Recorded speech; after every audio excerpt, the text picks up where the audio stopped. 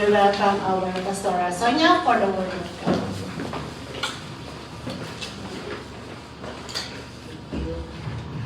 Praise the Lord. So, good afternoon po sa ating lahat. Tayo po muna ay manalangin. Panginoon, maraming salamat o Diyos sa pagkakataon na ito. Salamat sa buhay ko ng bawat isa, maging sa mga salita mo na amin nga pong pag-aaralan sa pagkakataon na ito. Dalangin ko, Diyos, na patuloy na bigyan mo po kami ng karunungan na nagmumula sa iyo, na lubusan po naming maunawaan ang iyong salita. Banal na Espiritu, salamat din po sa iyong presensya, sa pangalan ni Jesus. Amen. Makakapuna po tayo lahat sa presensya po ng Panginoon. Praise the Lord. So, handang-handa na po ba tayo? Amen. So, this time, ang ating pong pag-aaralan, it is about the importance of prayer. No, ang kahalagahan po ng panalangin. So, being a believer, we know that prayer, ito po yung tinatawag na oxygen in our life. Pag walang oxygen, anong mangyayari? Dead ball po tayong lahat, mamamatay tayo. So, ganun din po ang isang mananampalataya. Kaya yung prayer life po natin, dapat yan talagang nare-revive. Kung paano tayo naging prayerful in the year 2025, this year of 2026, nandun po sana na palagi po tayong nananalangin sa Panginoon. So, prayer is as important tool, the most powerful tool in the life of every believer in the Lord Jesus Christ. So, napakahalaga po ng panalangin. So, what is prayer? Tingnan po muna natin kung ano nga bang ibig sabihin ng prayer. Prayer means communicating with God. No? God is the one who desires us to pray. He created mankind with the ability to talk to Him. Kaya ginawa po tayo ng Panginoon para, no, yung magkaroon tayo ng ability ng karunungan na makipag-usap sa Panginoon. Imaginin mo kaya kung wala kang kausap, walang nakikipag-usap sa'yo, ano kaya yung magiging feelings? Boring, di ba? No? Yun bang wala ka man lang makausap? No? So, ang Diyos po, no, ginawa po niya tayo upang sa ganun is that, no, we can have that ability to talk to Him. Communication with God is the key to why we were made. Remember, prayer means communicating with God. Palagi pong sinasabi ng ating mahal na bishop noon, without communication, there is no relation, sabi niya. So, ganun din po, kung wala tayong communication sa Panginoon, ay, question mark din po yung ating relasyon sa Panginoon.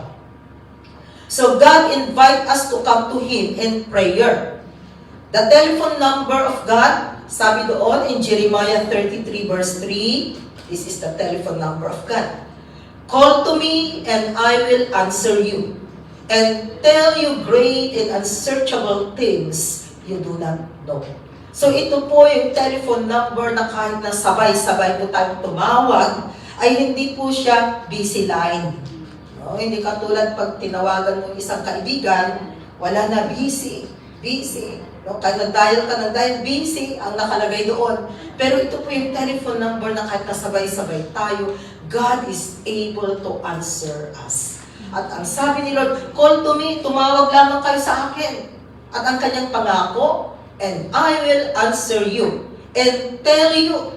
Ipapahiwatig ko sa inyo, sasabihin ko sa inyo, sabi ng Panginoon, ang mga bagay-bagay na hindi ninyo sukat akalain. Praise the Lord. So, nagpapatunay lamang po na ang panalangin ay makapangyarihan. Makapangyarihan ang panalangin.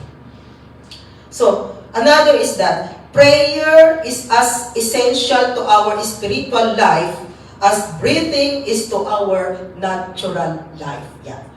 Prayer is as essential to our spiritual life as breathing is to our natural life. Isn't it? Kaya nga mahalaga ang may oxygen, ang tinatawag na oxygen. Kasi kung walang oxygen, paano tayo mabubuhay? No?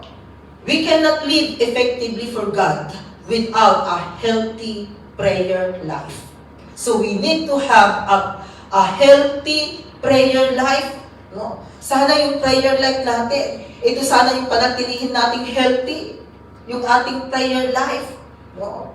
And then sabi diyan, and we certainly cannot be effective in any kind of ministry without a consistent prayer life.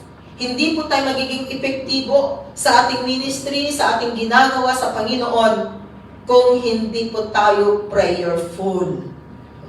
So, dito natin makikita na ang panalangin, this is very, very important even in our ministry. At hindi po tayo pwedeng gamitin ng Panginoon effectively. Pag yung prayer life natin ay, kasi alam po niyo mga kapatid, nahahalata po yung question mark ang prayer life niya. Pag once na dumating ang testing, problema sa buhay niya, ang kahalintulad niya, yung taong, yung mananampalataya na hindi palaging nananalangin, alam po ninyo, magiging katulad niya. Katulad siya ng manok na nangingisay. No. But if you are a man or woman of prayer, dumating man po ang bagyo sa buhay, kayang-kaya mong harapin. No. Kaya may bagyo man wala, sige, lumapit tayo sa Panginoon. Kung tutuusin nga, ang dami nating dapat ipanalangin. Hindi lamang yung sarili natin. No? Our family, ang daming dapat ipanalangin sa kanila. Lalo na pag isa-isahin natin sila, ubos ang oras, isang it. Kaya tuloy yung prayer natin. No? Bless my family, Lord. Amen. Naku, very short naman. At least naman sana alam natin kung ano ba yung specific na kinakailangan ipag-pray sa membro ng ating mga family, sa ating mga kaibigan, sa mga taong nakapaligid sa atin. No. Kasi minsan, no, dahil, di ba, Lord, alam mo naman, Lord, ang pangangailangan. Amen. No. Doon tayo. No. Na kung tutuusin, maganda pag very specific po tayo sa ating prayer. No. Naranasan na ba ninyong mag-pray ng specific? Yes. Di ba? Makikita mo kung paano sasagutin ni Lord. Especially sa employer, isang din. Yung paghahanap ng bagong employment, meron mga qualification na hinihingi sa Panginoon. So, praise the Lord. So, sabi natin dyan, we cannot live effectively for God without a healthy prayer life, and we certainly cannot be effective in any kind of ministry without a consistent prayer life. So, prayer is essentially a spiritual activity. Letter A.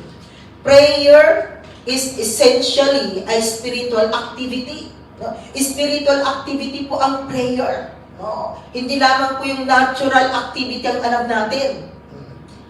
But prayer, this is called spiritual activity. It is the expression of our spirit to God, who is Spirit.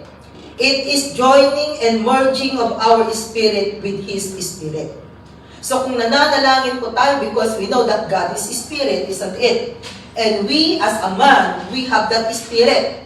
At ang Espiritu natin, ito po yung nakikipag-communicate sa Panginoon. Kaya nga may Espiritu tayong mga tao. Because God is Spirit. So sabi natin kanina, it is the expression of our Spirit to God, who is a Spirit. It is joining and merging of our spirit with His Spirit.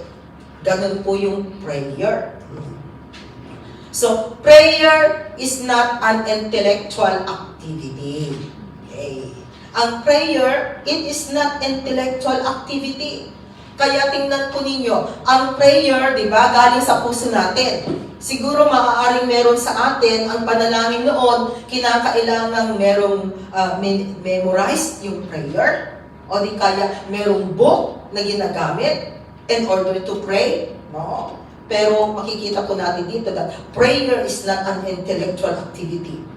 True prayer is not the product of our human mind or intellectual faculties, though our minds and thoughts should certainly be involved in the exercise. It is joining of our spirit with God, and that we in the creative activity of mutual spiritual communion. No? So, dapat nakikita po natin na if there is natural, there is spiritual. Magiging balanse lamang po tayo. Kung noon, nakafocus lang po tayo in our natural, physical life, but now, even in our spiritual life. Our spirit is the center of our beings. We know that, no? Na yung espiritu po natin, it is the center of our beings. It is the God-conscious part of man. That is the spirit of man.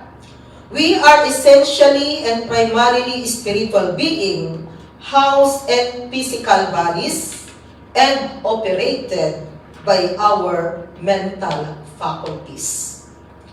Unless your spirit meets with God to commune with Him and He with you, you have not prayed. Ulitin ko.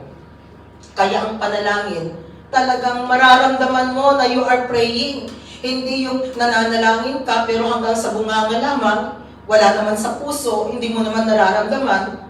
So, sabi dito in my note, unless your spirit meets with God to commune with Him, and He with you, you have not prayed. Kaya, tingnan natin. Kasi di ba, meron yung mga, hindi po pagalingan yung pag-pray. Hindi yung, porque ang gaganda ng mga words na ginagamit nila, sinasabi na, oh, buti pa yan. Very powerful in prayer. Hindi po doon nakukuha, mga kapatid. No? Kundi, kung yung prayer nga talagang taos sa puso, na sinasabi niya ito sa Panginoon, nakadirect siya sa Panginoon, hindi sa tao. Kaya tingnan natin. Because God, sa Kanya, wala tayong naililihim. God knows it. So, ang prayer ay hindi po pagalingan, mga kapatid. Okay. Another is that, prayer is drawing near to God.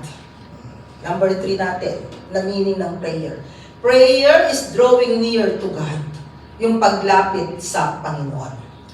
James chapter 4 verse 8. Sabi po sa James chapter 4 verse 8, come near to God and He will come near to you. Kaya kung tayo po ay lalapit sa Panginoon, of course, lalapit din po ang Diyos. Sabi yan, wash your hands, you sinners, and purify your hearts, you double-minded.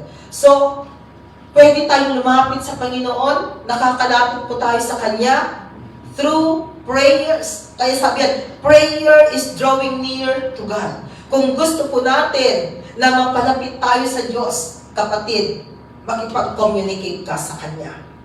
Di ba? Kung gusto nating maging malapit sa isang tao, palagi tayo nakikipag-communicate, isa't it. Kaya kung puputulin mo yung communication mo sa pamilya mo sa Pilipinas, no, parang nagiging stranger na ang bawat isa. Kaya makikita po natin dito that prayer is drawing near to God. So yung pakikipag-usap ay napakahalaga. Okay, another. Prayer is spending quality time with God. Yan. Prayer is spending quality time with God. Meron ba kayong quiet time na tinatawag, mga kapatid? Do you have your quiet time? Ano ba yung tinatawag na quiet time? Ang quiet time po, ito yung oras mo para sa Panginoon. Do you have your quiet time? Meron ka bang oras, meron ka bang panahon na inilalaan mo na ang oras na yan ay to be with God alone? Mahalaga po na we have quiet time. Kung wala kayong quiet time, this year of 2026 is better to start it. Magkaroon po tayo ng quiet time. For example, natapos mo na ang trabaho mo at 11 o'clock.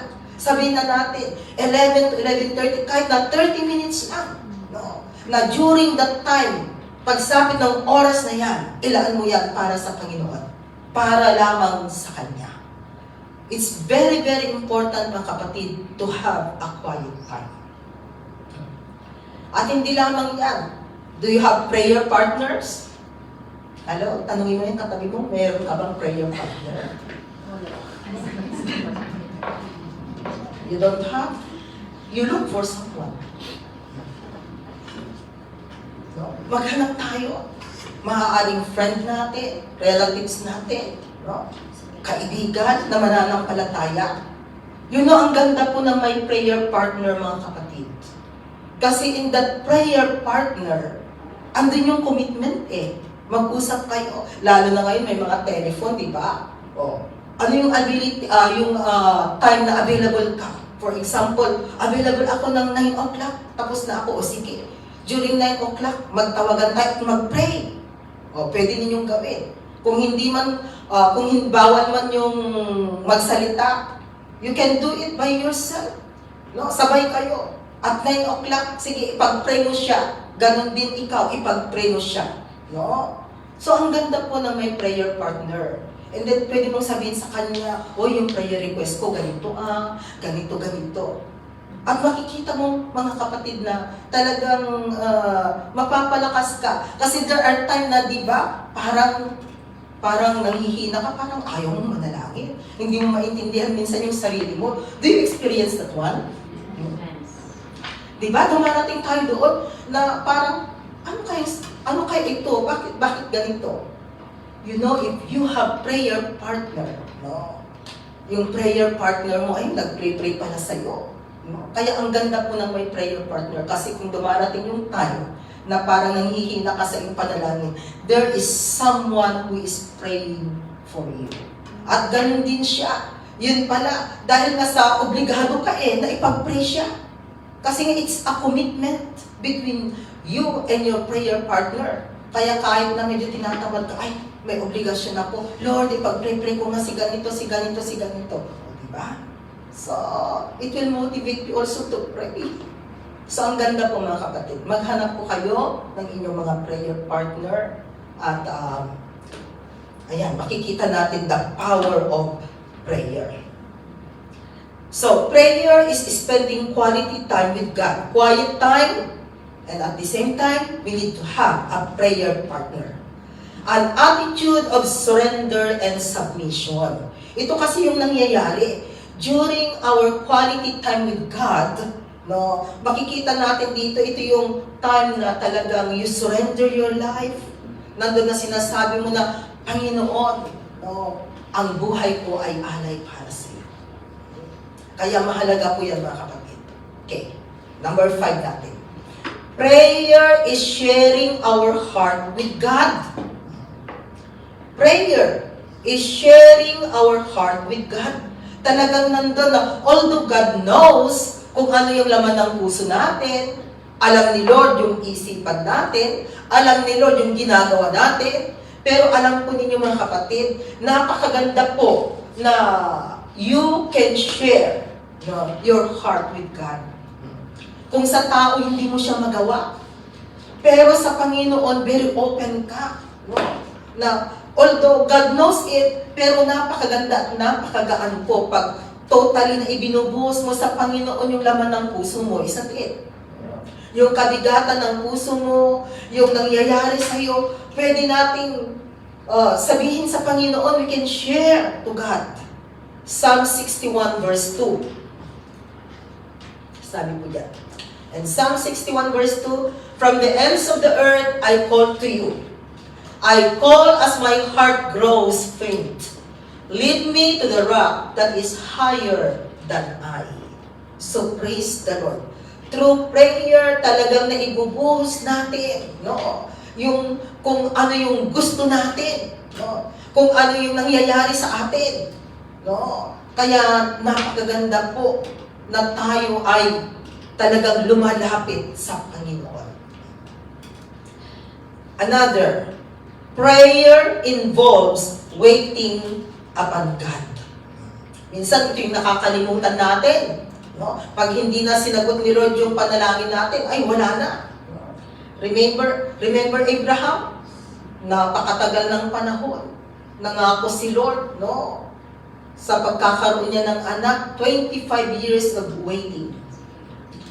Pero minsan sa atin, isang buwan lamang. O di kaya ka-pray mo lang ngayon, bukas walang sagot, parang nagsawa ka na. Madali tayong magsawa. Pero sana mga kapatid, Hindi po. Kasi prayer involves waiting upon God. Maghintay po tayo. Because we know that God answer our prayers. No? Siya po yung Diyos na tumutugon po sa ating mga panalangin. At alam ni Lord, and everything there is a perfect time. Perfect time po mga kapatid. Kaya kung mahihintay natin yung perfect time, makapaghihintay tayo sa Panginoon, makikita po natin ang pagkilos ng Panginoon. At sa ating panalangin, hindi lamang po tayo yung nagsasalita. No? Magkaroon ba tayo ng at least a time to silence? No? And then, makikita mo, in your inner, no, na nangungusap ang Panginoon. Actually po, nangungusap ang Panginoon, mga kapatid. Kung alam lamang natin at very sensitive tayo, no, nangungusap ang Panginoon. During our December 31 prayer explosion, di ba? Talagang worship explosion, mararamdaman mo talaga yung pagkilos ng Panginoon. So, actually, I also got the word during that time. Pero ang alam ko, that is me, for me alone, that word. No? Pero nung nagsalita si Sister Virgie, sabi ko sa kanya, praise the Lord, Sister Virgie, because I got that word. Because very fun ba yung voice of God na sinasabi niya, I'm going to pour out a new wine, a new wine, a new wine. Yun yung word that I received. And then, mamaya, di ba, nagsalita si Sister Virgie. So sabi ko sa kanya na, praise the Lord because I also received that word. So, praise God. Dahil tunay po mga kapatid na nangungusap ang Panginoon, maging sensitibo po tayo. Because I believe that na kung tayo po ay makikinig sa Panginoon, God will direct us. Kaya ang panalangin po ay napakahalaga na ginagawa ng isang mananampalataya. Number 7, prayer implies surrender to the Master's will. Yeah. Prayer implies surrender to the Master's will. Ang panalangin, sinasabi natin na, Lord, it's your will, not my will anymore. Di ba minsan ang panalangin natin, Lord, kung talagang kalooban mo, let it be. And God knows it. Kaya even in our prayer, nandun po yung submission natin sa Panginoon. Kasi alam ni Lord, God knows it. Kaya ang panalangin po ay maging kapartner ng buhay natin. Kung medyo in our prayer, parang nanghihina tayo, or kulang tayo sa panalangin, it's time to rise up. No? Na ma-revive po sana ang ating prayer life. Be a man and woman of prayer. Kasi kung tingnan po natin ang ating kapaligiran, no? Ang mundo natin, it needs a man and woman like you and me to pray. No? Para merong manalangin to stand in the gap. Kailangan po yan mga kapatid. So, prayer implies surrender to the Master's will. So, how can prayer be answered? Paano ba kasi sasagutin ng Panginoon ang ating mga panalangin? Sabi natin, all our prayers, God will answer it. So, how can prayer be answered? Of course, the word repentance muna. Ito muna, repentance. Kung talagang yung puso natin ay totally nang kalugod-lugod sa Panginoon, I believe God is able to answer our prayer. Isaiah 59 verses 1 to 3, sabi po dyan. Okay, Isaiah 59. Surely the arm of the Lord is not too short to save, nor his ear too dull to hear. Verse 2. But your iniquities means sins, have separated you from your God. Your sins have hidden His face from you, so that He will not hear. O, kaya kung merong kasalanan pala. Ito yung isang reason kung bakit hindi sinasagot ng Panginoon ang ating mga panalangin. Verse 3, "For your hands are stained with blood, your fingers with guilt. Your lips have spoken lies, and your tongue mutters wicked things." So, what we need to do is to repent. So, repentance, ay napakahalaga. At yung pagre-repent po natin, it's not only one-shot deal. Remember, repentance should be every day, every time in our life. Hindi yung nag-repent ka ngayon, tama na. No. Because, yung nalamang mata natin minsan, kung hindi natin sasabihin na, be careful to little eyes, ang daming nakikita. Yung nalamang bunganga natin, minsan, aware man tayo, hindi aware sa lumalabas sa ating mga bunganga. Nakakapanakit pala tayo ng kapwa. Kaya kung ating titingnan, we need to have a repentant heart. Panatilihin po natin yung pagkakaroon po ng repentant heart. Isang puso na palaging lumalapit sa Panginoon, palaging humihingi ng awa at habag sa Kanya. Romans 6 verse 23. Sabi ko doon. And Romans 6 verse 23.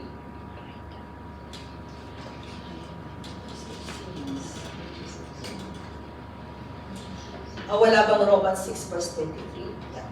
"For the wages of sin is death, but the gift of God is eternal life in Christ Jesus our Lord."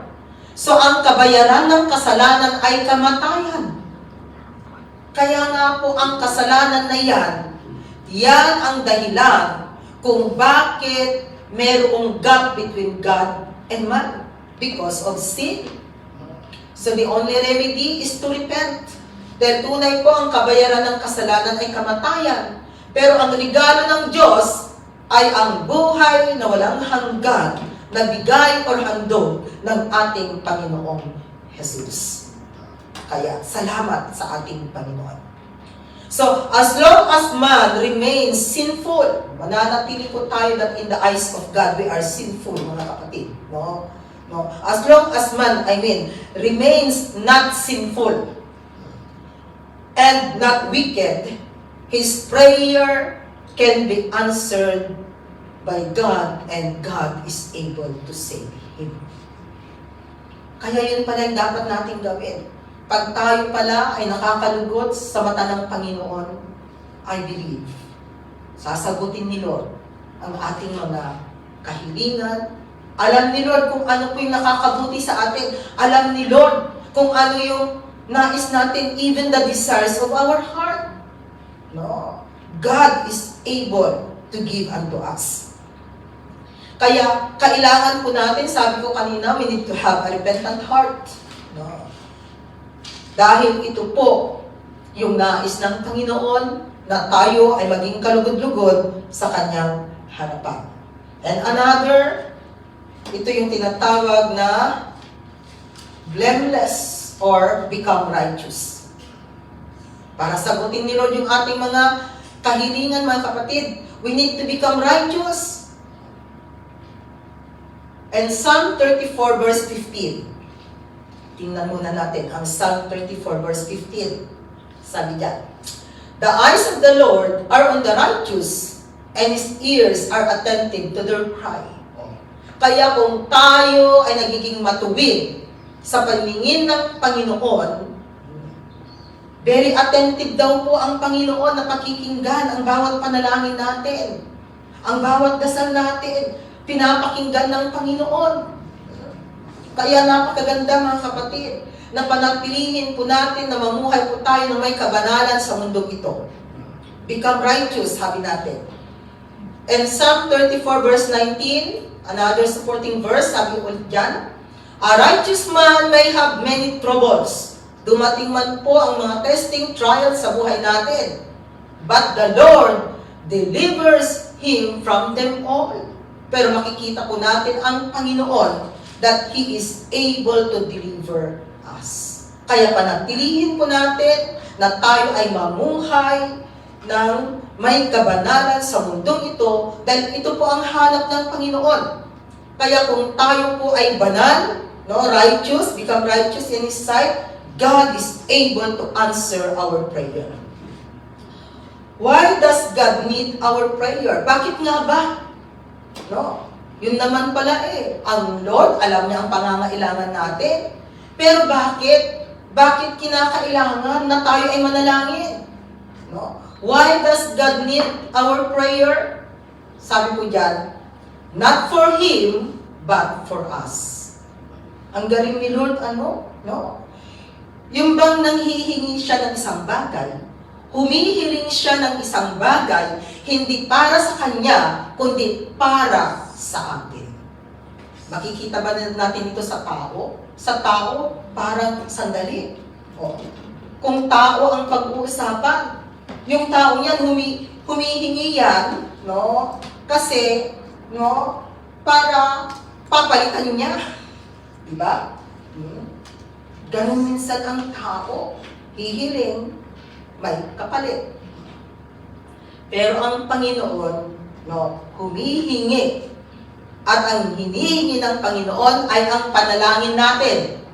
No?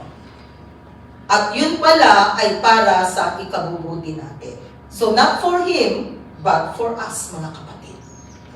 Kaya, we need to pray. And then sabi diyan, because God meets our needs through prayer. God meets our needs through prayer. Ano ang pangangailangan natin?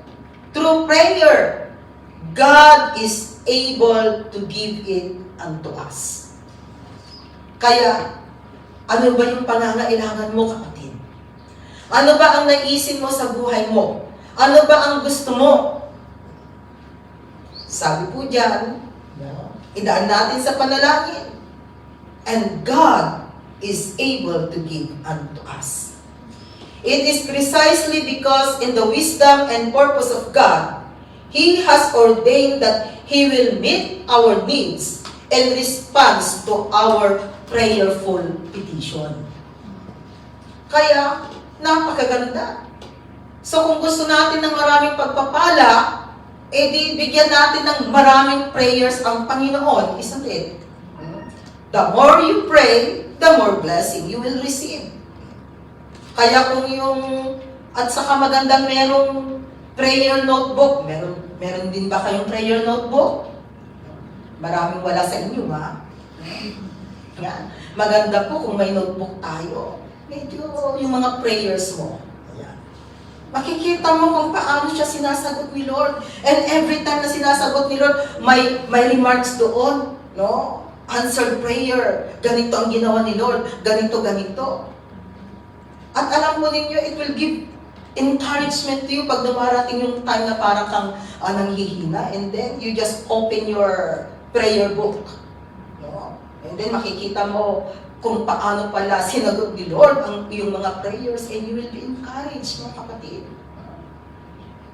Kaya wag po tayong manghinawang manalangin, lumapit sa Panginoon. When we ask, we acknowledge our dependency on Him. Kaya kung tayo po ay tumatawag, nag-pray sa Panginoon, talagang sinasabi natin na, Lord, wala akong magagawa, pero ikaw na Diyos na aking pinaglilingkuran ay meron kang magagawa sa sitwasyon na ito. Kaya mga kapatid, no, napakainam at napakaganda na tayo ay palaging nananalangin sa Kanya. At alam natin, sabi natin kanina, why does God lead our prayer? Because God meets our needs through prayer. At ang letter B natin, because God meets our needs through prayer. And letter B, bakit naging C? Okay. Because God answers prayer. Because God answers prayer, wala pong panalangin na hindi sinasagot ng Panginoon. Lahat ay sinasagot ng Panginoon. Tatandaan natin yan. Lahat po ay sinasagot ng Panginoon. Paano sumagot si Lord? Yes. No and wait. Wait. Pero ang gusto natin, of course, ay yes. Pag sinabi ni Lord na no, gusto natin ng permissive will. Na talagang pinipilit natin si Lord. Mararamdaman naman natin kung no talaga yung sagot ni Lord. Di ba? Kung no, ditanggapin. Dahil may magbubukas pang bago. Pag close yung isang way, remember, if something will be closed, there is also another will be open. Amen. Ganyan po ang buhay sa mundong ito, mga kapatid. At alam natin na ang Diyos na pinaglilingkuran natin, hawak niya lahat-lahat. Kaya kung tayo po ay nananalangin, may gagawin ang Panginoon. If we do not pray, then nothing will happen unto us. At alam natin that the work of God is advanced through prayer. Sa mga DTC student, during your topic about prayer, di ba sabi doon, the work of God, ang trabaho ng Panginoon, is advanced only through prayer. So makikita natin that prayer is very, very important. Kasi hindi po makakakilos, maging ang trabaho ng Panginoon without prayer. Kaya ang prayer ministry, ito po yung ministry na tinatawag na backbone of the church. Kaya kung ang prayer ministry po ng isang church ay talagang matatag at talagang makikita na sila ay very prayerful, makikita rin. Kasi nagmamanifest. And even individual. Makikita po kung tayo po ay talagang prayerful. Kasi kung prayerful po tayo, makikita natin na ano man yung nangyayari sa buhay, makikita mo na parang okay lang, matatag. Because the power of prayer. Kaya it's one of us, mga kapatid, nandun po sana na ang buhay natin ay maging prayerful po tayo. Ang dami po natin dapat ipag-pray. Sarili nga lamang natin, di ba? Ang dami natin dapat ipag-pray sa sarili natin para matanggal yung mga dapat matanggal. Kasi minsan nagiging high blood tayo. Minsan kung ano-ano yung nakikita natin, nasasabi natin, ang dami natin dapat ipag-pray para mabago ang mga dapat mabago. And then, hindi lamang sa atin. Isarin na natin yung mga malalapit sa buhay natin. Who are they? Our family. Kung isa-isahin natin sila, ang dami. Lalo na pag malaki kayong family, isn't it? Ang dami mong ipag-pray-pray.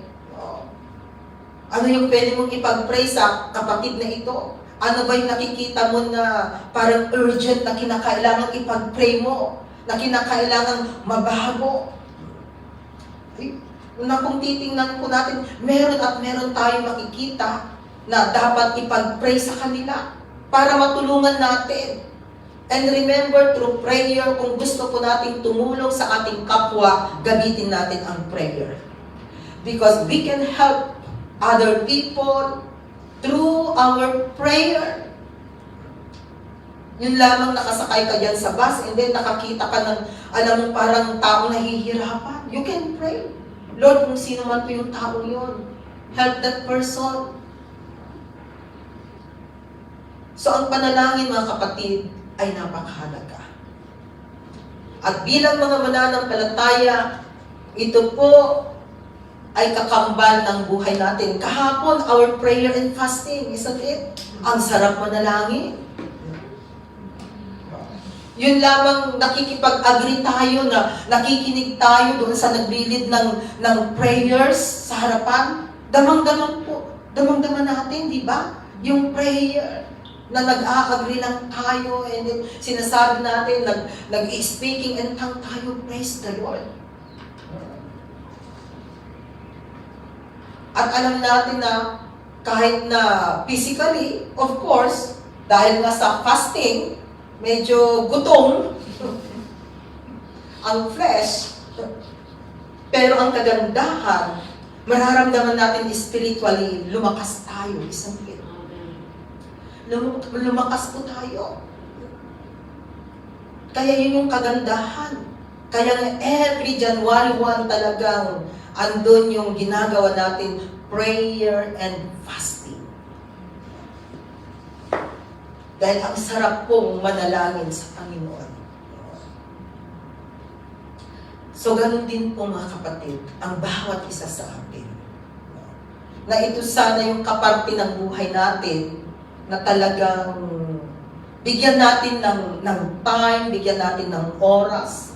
Hindi palagi natin sinasabi na busy, busy, busy.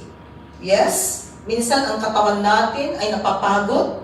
Kasi kung pagod na tayo, no, paghiga mo, no, thank you Lord, tulog na. Diba? Paggising sa umaga, no? Ang iniisip kaagad yung trabaho, lalo na pag medyo late na nagising. Pero mga kapatid, bigyan po natin ng oras. No? Sabi ko, magkaroon po tayo ng quiet time sa Panginoon. Kung wala kayong quiet time, ito na po yung time na talagang bigyan natin ng quiet time. Maglaan tayo ng oras para sa Panginoon. No? Magkaroon tayo ng prayer partners. No? Maganda ang merong prayer partners. No? At gumawa din po kayo ng notebook, prayer notebook ninyo. Yan. Ilagay doon yung inyong mga prayer request. At makikita mo kung paano sasagutin ni Lord ang iyong mga panalangin. E di kayo magtanong tayo, oy sister, baka meron kang specific prayer. Ganda kaya? O, meron sinabi sa'yo. O, ilista mo. So, napakaganda po mga kapatid. Be a man and woman of prayer. Kaya, ang panalangin po, ito po ay makapangyarihan na ibinigay ng Panginoon sa bawat isa sa atin upang sa ganon, anuman ang pangangailangan natin, anuman ang gusto natin, anuman ang naisip natin, daanin natin sa prayer at makakarating po yan sa trono ng Panginoon. Amen. Panginoon, maraming salamat, Lord God. Minsan pa po, Diyos, tinuruan mo po kami, O God, kung ano po ang kahalagahan ng pagiging prayerful. Dalangin ko, O God, na gawin mo po kaming man and woman of prayer, Lord. Palakasin mo po kami, Panginoon, in this area of prayer, O God, in this ministry of prayer, O God. Dahil kung aming titingnan, Panginoon, ang mundong ito na aming ginagalawan ay nangangailangan ng aming mga panalangin. Napakarami pong dapat ipag-pray, Panginoon. Sarili namin, pamilya namin, mga taong nakapaligid sa amin, O God. Maging ang aming mga ministry, O Lord God, mga kapatiran, mga employers, napakarami, Panginoon. Kaya Lord, dalangin ko, O Diyos, na patuloy na bigyan mo po ng desire ang bawat isa. Na kami po, Panginoon, ay patuloy na lumalapit sa iyo, nagpapakumbaba sa iyo, God, humihingi ng awa at habag. Dahil ikaw lamang, O Diyos, ang tanging pag-asa sa mundo ito.